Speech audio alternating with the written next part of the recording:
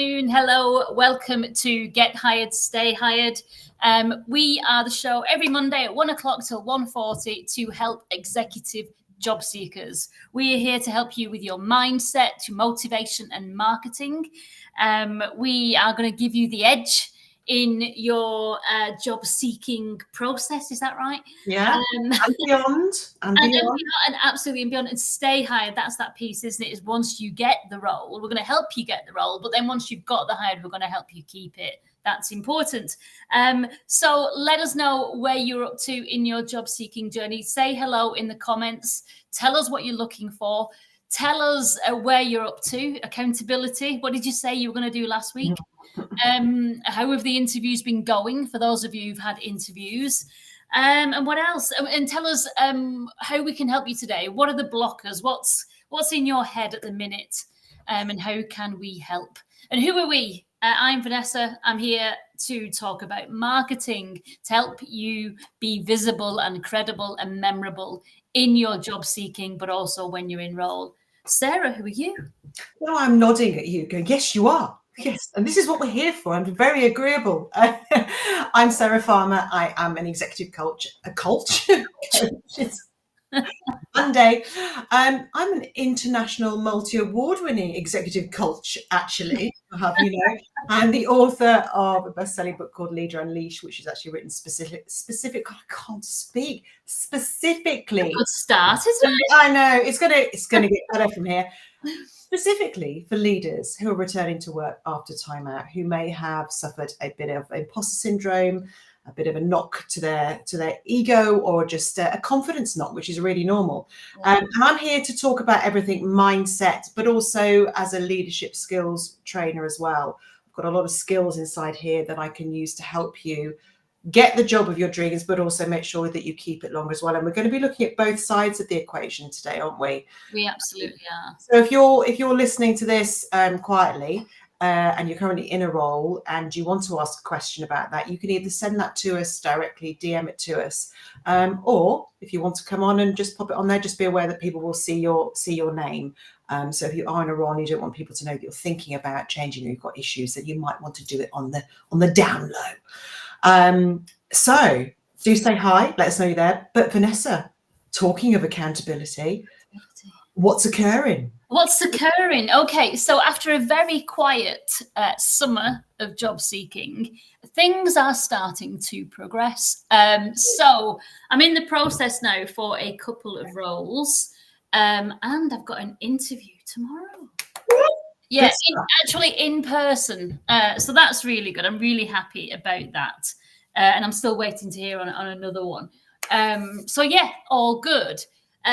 But you'd said that you wanted us to talk about not resting on our laurels, and what should we be doing even when we're in process or even when we're in role. So I thought, you know what, I'm not going to count all the eggs in my basket. Yeah, don't get too relaxed about it. Yeah. So I thought, let's try something. So this morning I decided to put on the green banner.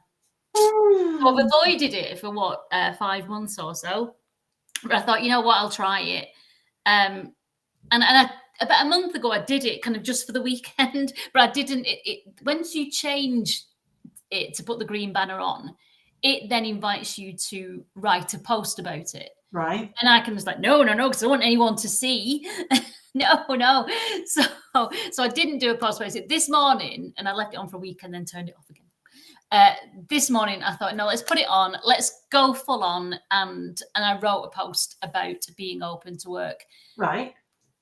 And it's rather amazing because you know how reach on LinkedIn at the minute is higher.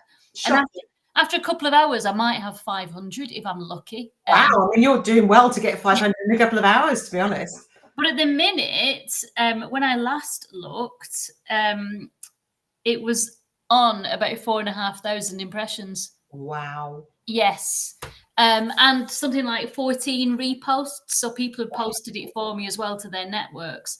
So if you've shied away, because we're executives and because we worry about our credibility and how it looks, That's why I, by the way, and we've talked about it, haven't we? About whether it's a good thing to put on or not. But actually, after this morning's visibility, I would say go for it. I would say absolutely go for it. Put the green banner on and then do the post. Rewrite the post. LinkedIn kind of writes it. Yeah. No, use some of the things that it says, but absolutely put the green banner on and do the post. See what happens. Do it at a time when people are active on LinkedIn. So do it in the morning between 8 and 10.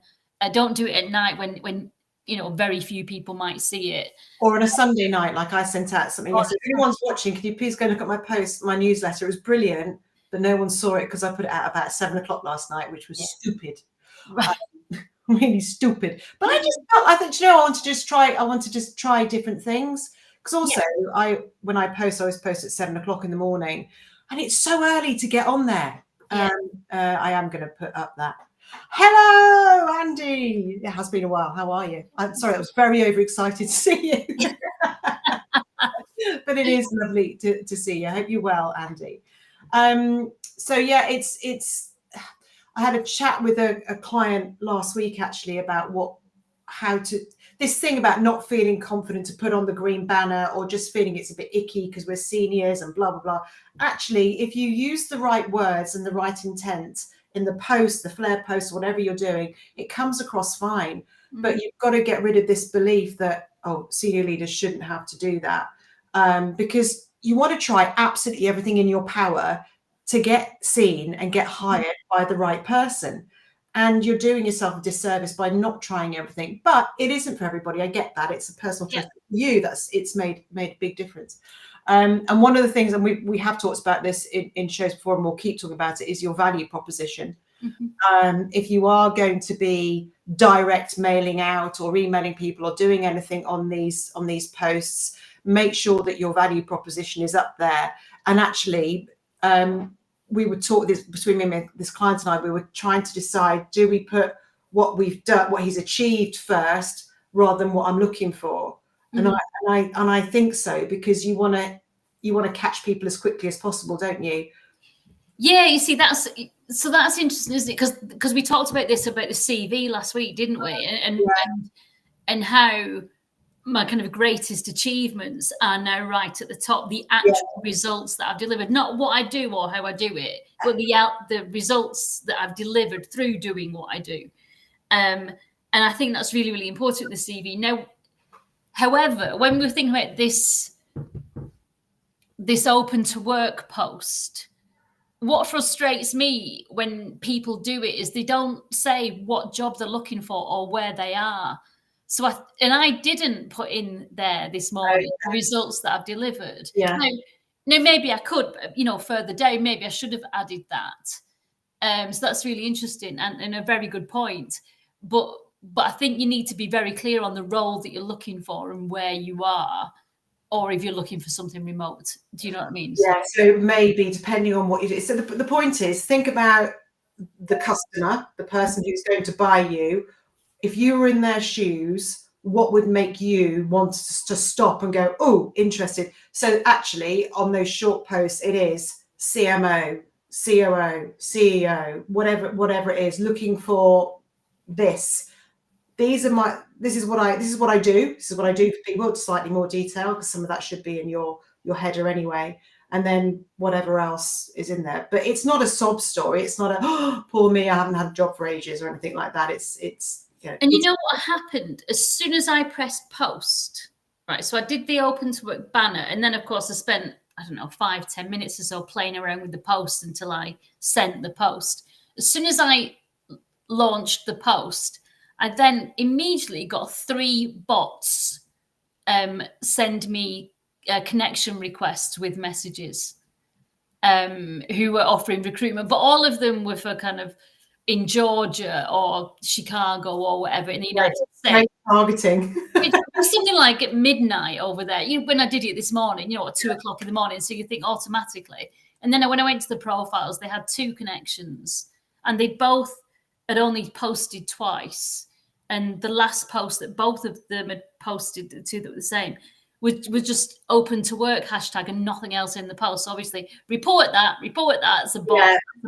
Yeah. And a few people are sort of sending messages, and they didn't have recruiter in the title, but sent me messages asking me more questions about what I was looking for. And again, immediately I smelt a rat. I thought, you're not a recruiter, and you're not a hiring manager, and you're in India.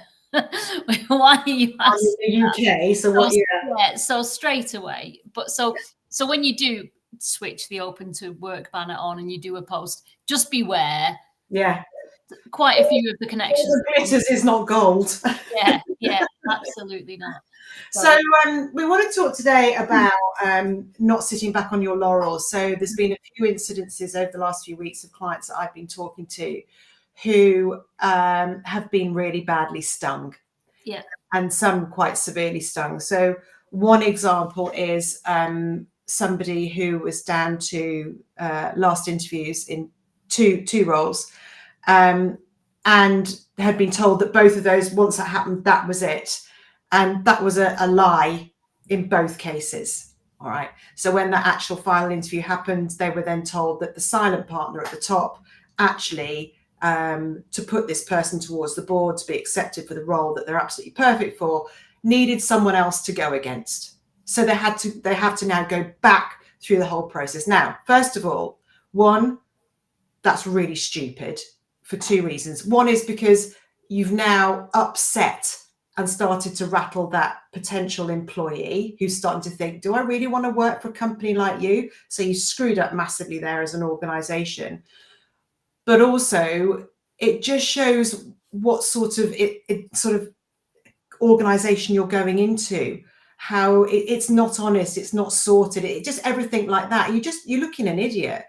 And people aren't empowered. If somebody's gone through that process and gone all the way to the top and met the CEO and things like that, but then all of a sudden somebody is coming in and upsetting the apple cart, do they not trust? Well, there we go. We've got a lack of trust going on.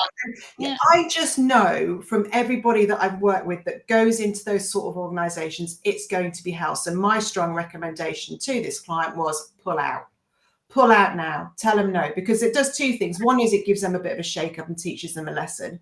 And two, it gives you a real feeling of empowerment. Now, I know for some people, they're just like, Sarah, we've got to get a job. We'll take anything right now, but take anything at a risk. All right. And this person isn't desperate. They do not need to take the risk. And then the second example is of somebody who was told, absolutely promised you're going to get this job. And I can't quite understand how it's gone on for so long, but it took, this person had been to the CEO's house, they'd had dinner, they'd met the family, it's coming. And then 5 months in, sorry, that job no longer exists. But what this person had done had rested back on their laurels and gone, oh, it's coming, it's fine, it's going to be all right, this job's coming. Because we don't want a job search anymore. We hate seeking. It's not a laugh.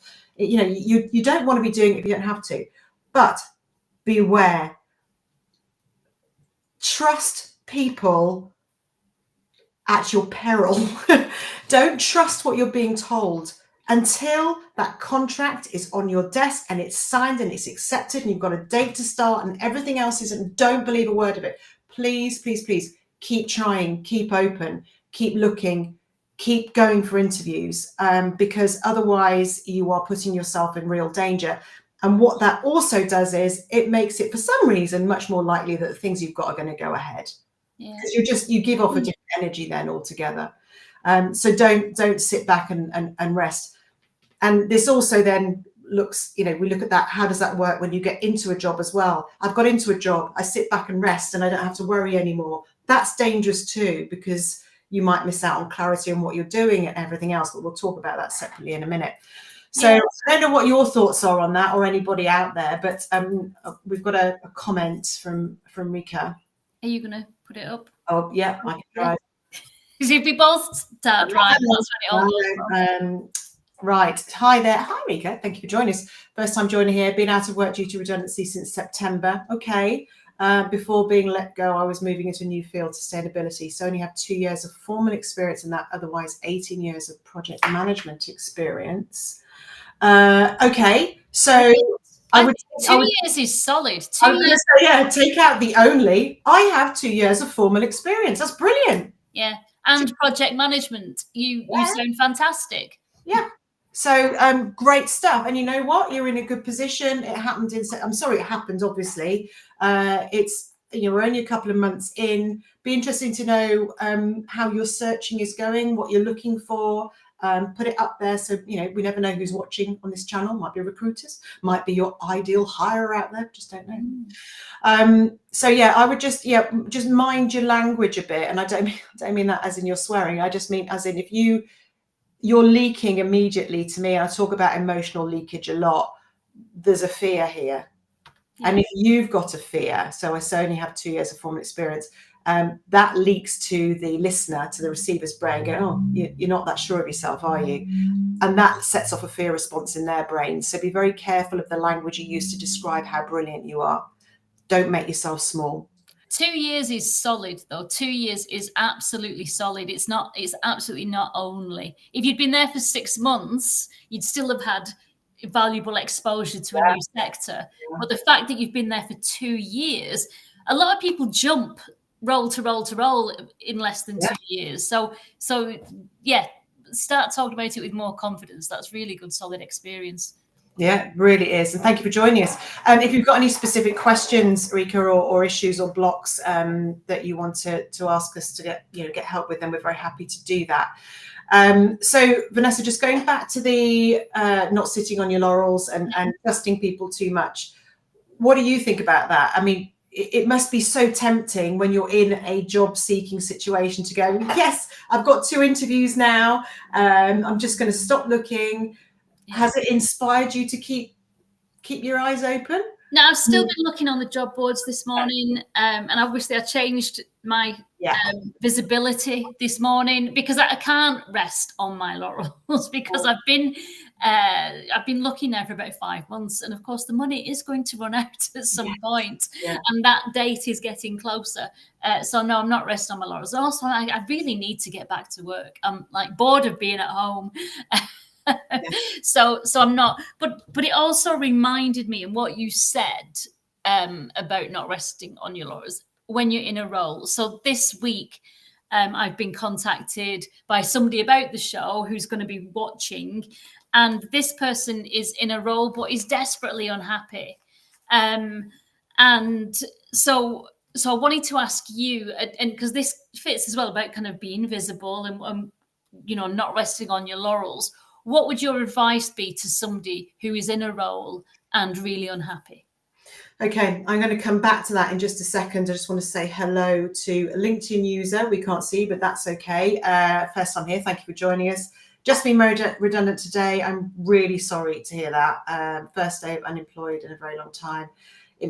All right, it's going to feel really discombobulating. It really is. That's the word that I used. Yeah, we're like twins. It is discombobulating. It's very unnerving. And what I would say is, I presume Vanessa's already given you some great advice if you've spoken to her, but give yourself some time to breathe and think, and just because we're expected to go, right, job seeking, get straight back into it. Actually, if something's just died, what you knew has just died.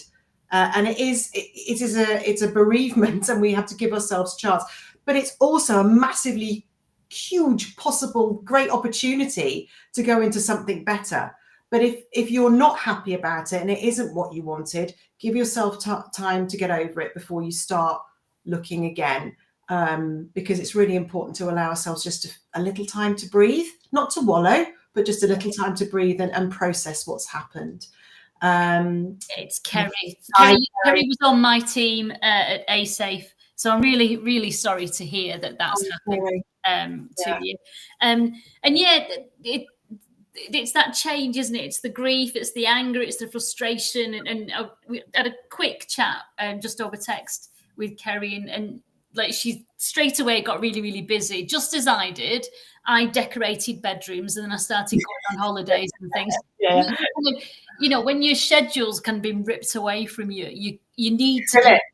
I get it. But what I also would say is like you said, Sarah, is like, can I just enjoy it a minute? Just kind of sit back and have a bit of a rest. Yeah. But also think about what you loved about the last role, what you didn't love about the last role, things that you've done before, and just take a bit of time to reflect and think, okay, before you start applying for things, what do you really want? What are you really good at? What would make you happy? If you could reinvent yourself, what's that next role going to look like? Which bits are you going to take and embellish? And which bits are you going to think, oh, I don't want to do that again? And then we need to start thinking about how you can make yourself visible eventually, once you've had a bit of time out and you've had your holiday. How are you going to make yourself visible for the kind of role that you want to get, so you can kind of be the master of your job seeking journey? Nice. Yeah.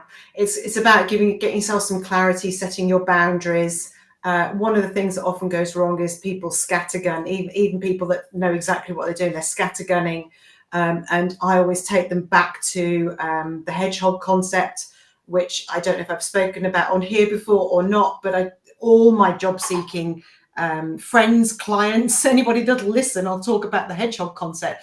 It comes from the book Good to Great, and it's how the leaders of these great organizations made decisions, but I use it personally in my coaching as well. And there are 3 things to look at, which you've mentioned, which are what some of them actually, but what am I best at? What do I love to do? What am I really good at? What's going to drive my economic engine? So what do I need to earn? So what's the minimum? And also what do I love? What do I love doing? So what areas do I want to work in? What would give me real joy? You know, we've talked about you with your volunteering. You know, if you could have your level of job in a volunteering setting, preferably, you know, outside under a tree, you'd be really happy. That would be your ideal job. For anyone listening, also just let me, what Kerry can't do with technology can't be done. She is the absolute tech queen. So kind of websites and all that kind of digital marketing, the technology part of it, Kerry is your girl. There's the girl. So if you've got that need, get on the phone to Kerry. But she'll go on holiday first. Give her a little time out. But and when you're back, then you can look at the hedgehog concept. And then what you look at everything in those 3 concentric circles. What's in the middle? That's your boundary setting then. For example, someone was saying to me, well, I've got a job that's come in and it's 2 hours drive away. I only really want to do a maximum of an hour. It's 1 hour traveling. It's under the salary I wanted and it's not really the level. But, and I was like, whoa. No, but what are you doing? Why are you wasting your time? And then we start giving ourselves all these excuses. And you know, you are wasting your time. You're probably not going to get it anyway, because you're already irritated by it and you'll be leaking that out there. But if you do get it and you go in there, it won't last because you're irritated. You don't want to drive 2 hours to it. So be clear on what you're willing to accept, unless you are desperate, on your knees. Just say no. Walk away, focus on the thing that you do want. Right, back to your question. Yes, somebody who's in role, desperately unhappy. Yeah. What do they do? What do they do? Run for the hills. No, do not run. Well, you can. And I've done this, by the way. I've been in that environment where I was literally being made so ill, I couldn't think straight. I developed depression, anxiety, everything else, hugely toxic environment. And it took a good bout of counselling to help me realise that I could take control and I could leave. And I did, with no other job to go to. All right, I didn't have dependents back then, but I still had a property to pay a mortgage on, everything else. But the power of walking away was incredible, and it allowed me to go and do something better. Now, I'm not saying that's for everybody, but first thing is you don't have to stay. What you do have to do, so no, you're not trapped. You're not a tree. You do not have roots in the organisation. Right? You think you are and you feel trapped, but you're not. So the first thing to do is just to take a step back and go, right, what is actually going wrong here? Why am I so unhappy? What exactly is it that I am missing, that I need, that would change that? And that really is the first question. Now, in that, there is so much gold. So I'm not going to say, so if you see this, do that, because there's too many permutations to that. But the point is, when you've done that, you can then start to figure out exactly what it is that's missing, why it's missing, and what you, more importantly, you can do about it. All right. And that means that you might go, well, I can't do anything because it's the environment, and I can't do this because it's my boss. you can still do something. Yeah. You still have the power of choice and communication to be able to speak and talk to these people, share your concerns. And then we get, oh, but I can't because I lose my job. Then we're back to fear-based thinking.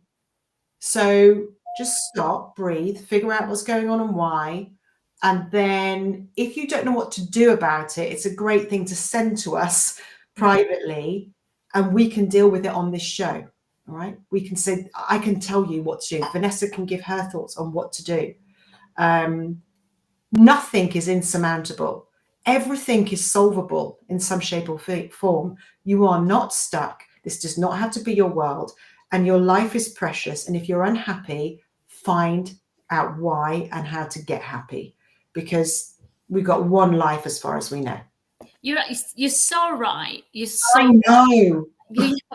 But it's taking back control, isn't it? Because we give so much of the control away, and we think we're helpless when we're in a horrible, toxic, bad job. But you can take back control, can't you? You can take back some control. You can control what you're going to accept and what you're not going to accept. And you can, if all is lost anyway, you can kick up a bit of a stink and you say, you know what, I'm not going to accept this anymore. Yeah. This is how we're going to change things, because this isn't working. So if they don't want to do that and you're not welcome there, you really need to get out anyway. Yeah. But somebody else was saying, sorry, I read this somewhere else, that when the world it's really stressful, in the world of marketing, for example, or whatever it is we are doing in our jobs, most of us aren't brain surgeons. It's not life or death. Nobody's going to die if we make a bad decision. Do you know what I mean? And bricks and mortar and these things, the things that stress us aren't really that important. They're not. But our health and being happy is important. The problem is we get sucked into this vortex. We start to believe these things. And one of the things you said I found really interesting is we've given away control. What if we didn't from the second we started a new job? What if we remained in control? What if we weren't so relieved, delighted, grateful? I've heard that. I'm so grateful I've got this. Don't be bloody grateful. They're grateful they've got you. Come on. You've got so much value to add. Don't suddenly become small. Yeah. So from the second you start, stay in control. Be clear on how you want to be communicated with. I mean, with emotional intelligence, don't go in stomping around, go, listen, everyone listen to me. But be clear, find out about people, share about yourself. Make sure you've got your goals and your expectations clearly aligned, and how you're going to report back, how you're going to get feedback. Insist on all of this stuff. Or 6 to 12 months in, you'll suddenly be going, oh, I don't feel safe. This job's rubbish. I don't like it. Something's going on, because you didn't set it up right from the start. And at a senior leadership level, you really could be doing that. And if you don't know how to, then please ask, because you're going to end up in trouble. And you also said, it affects your health and everything else. It really does. And I was talking to a mutual friend of ours actually last week, who had been through an absolute hellish experience in their role. And she knew she needed to get out of it, but kept going, be all right, I'll stay a bit longer, until she went practically blind in one eye. And she didn't know why it happened. And it was shingles in the cornea. If you're listening to this, I hope you might be sharing the story. I'm not saying who you are. And started to then say, look, I'm stressed. This isn't working because, and got told, you're going to love this, got told by her male boss to try HRT, because that would solve the problem, not the shitty environment that he was creating. I hope he's watching this. Yeah, I know, my jaw dropped. And then she decided to get out because it wasn't worth it. But it took a long time and a real illness to get out of it. We don't need to put ourselves through that. We've got to take more control sooner. There's too many people that are really suffering. I've seen people, so really serious heart conditions, somebody who had a stroke because of the pressure they're under. You're worth more than the job. Yeah. Yeah, indeed. I mean, I know when I get the role, then I know we're friends and we meet here anyway every week, but I know I am going to employ you as my executive coach just to keep reminding me of these things. Do you know what someone said the other day? They said, could you create a Sarah doll that sits on your shoulder and just has the cord that says, believe in yourself, have the confidence to ask. Yeah. But no, I'd be delighted. Honoured and delighted, of course. Because it's easy to give away that control, isn't it? You know, and we all do it. So we need to, obviously, with, as you say, in emotional intelligence, just be more confident and aware of our competence and what value we're bringing, so that we have the confidence to deliver it and know our worth. So that we're on the top of our game and everyone wants to work with us and be on our team. That's what it's all about. You know, imagine how disappointing it is. Imagine that we'd got the right level of confidence to go and smash those interviews and get the job. Brilliant. And this is what the hiring manager and the team have seen.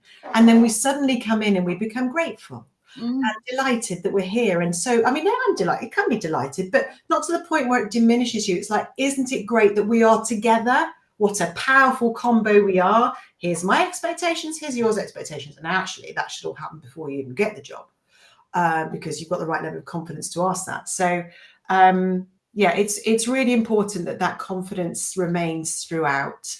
And if you haven't got that level of confidence, know that it is having an impact and choose to do something about it.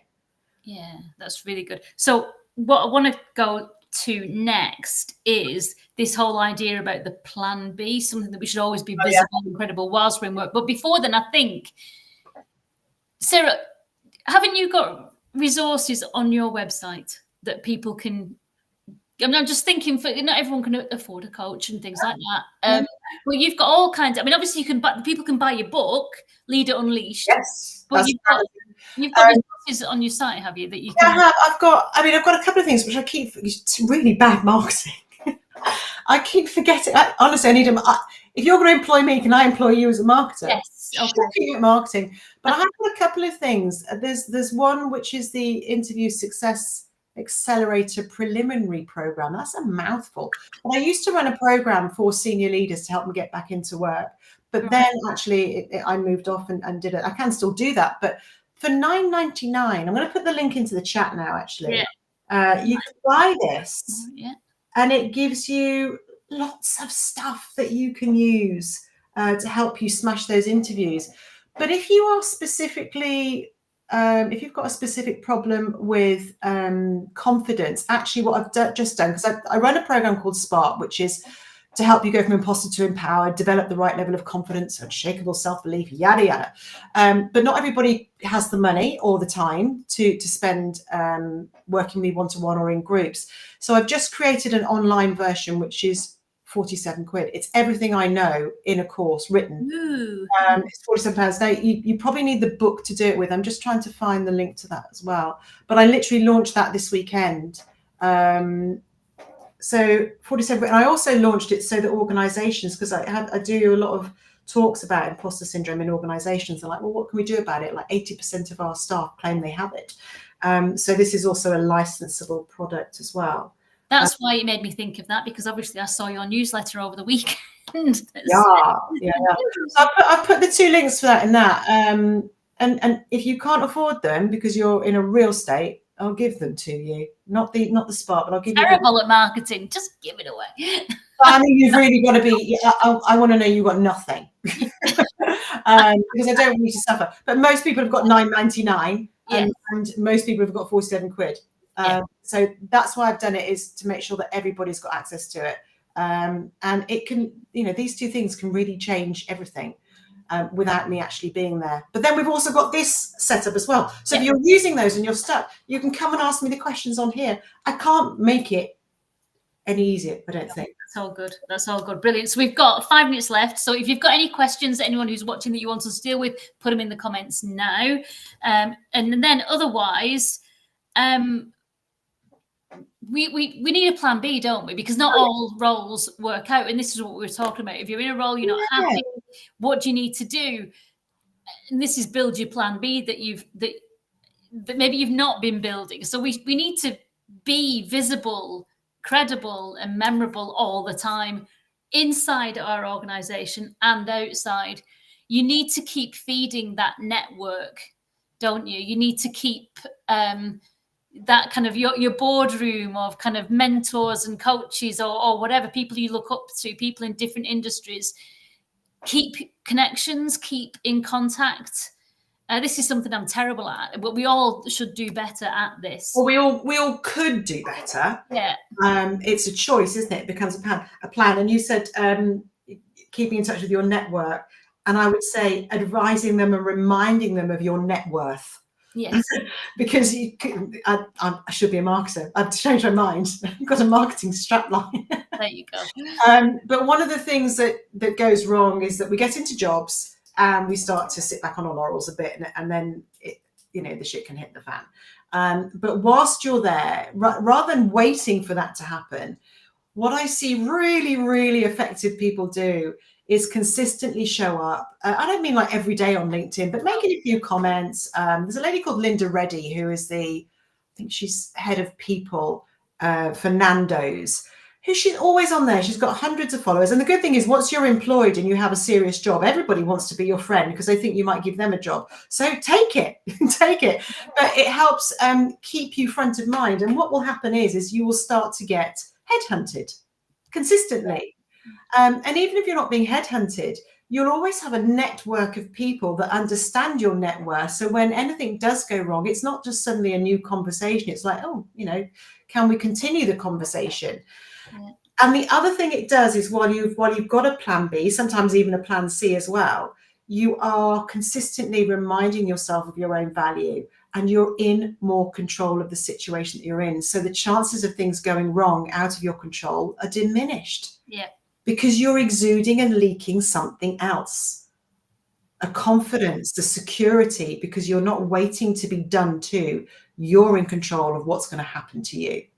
Yeah, and that's I couldn't agree more. And kind of, so keep sharing your value inside the organization. We've talked about being visible, memorable, and credible when you're in work to the leaders of the senior leadership team, to all those people, the stakeholders, but also outside. So on LinkedIn, go to networking events still, or events in your industry to be seen by people, but also to learn and to share your knowledge, to give yourself that boost, but also to build up that network and that visibility and that credibility. Mm-hmm. And don't just stay stuck in the job, focusing on the job. In the weeds. Keep your head above the weeds and keep visible. One of the common questions and concerns I have with that is, well, I wouldn't be able to focus fully on my job. Yes, you can. This is a choice you can make as part of your own success criteria. Mm-hmm. Being successful at work means lots of things, but you have to have the right level of confidence to be really effective. And I would suggest that if you are in fear or out of control of your future success, you will be less effective in your role because you'll be worrying. So it's very easy when you start a job and it's all going well not to think about that. But I would think about what's the minimum you can do to keep yourself visible. Yeah. And go with that. If that's all you've got, it's better than nothing. Keep your network going, go to those shows. But as a marketer, I always want everyone in the organization to be visible on LinkedIn because they are my marketers. I want them to tell the world all about what we do in this organization and how great it is to work here and the learning opportunities and things like that. So it's beneficial for your company as well as for you. Yeah, and George has said, hi, George, if there are industry conferences and asked to attend, absolutely. You will actually have the time to attend these in full. A conference organizer understands that you'll soon be back in a job, should be far-sighted enough to invite you now to have the credit. When you are back working. When you are back working, thank you. There was a bit hanging off the end there that you're back working. Yeah, thanks for sharing that, George. And actually, it just reminds me just very quickly of a good friend of mine who suffers a little bit with imposter syndrome, and she had been left out of a conference that the whole team were going to. I was like, why have you been left out? She said, well, I said I probably shouldn't be there. And I was like, oh my goodness. Anyway, sorted out. She went, she was amazing. It was great. Loads of contacts. The boss watched her in action. You know, you don't get those opportunities that often. So take them. Never, ever Never ever shy away from them. Even if you're feeling a little unconfident, do them anyway. Feel the fear and do it anyway. It's good for you. Right. We're on time.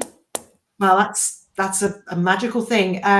Thank you to everybody that's joined us today. If you're watching this on catch up and you found it helpful, do let us know in the comments. Feel free to share this with anybody in your network that you feel might find it valuable. And if you've got questions or blocks or concerns you don't want to ask live and for everyone to see, please send them to myself and Vanessa, and we'll deal with them next week, and we will do it without mentioning a name. Absolutely. Yeah. Thank you very much, everyone. See you next week. Have a good rest of your week. Happy hunting.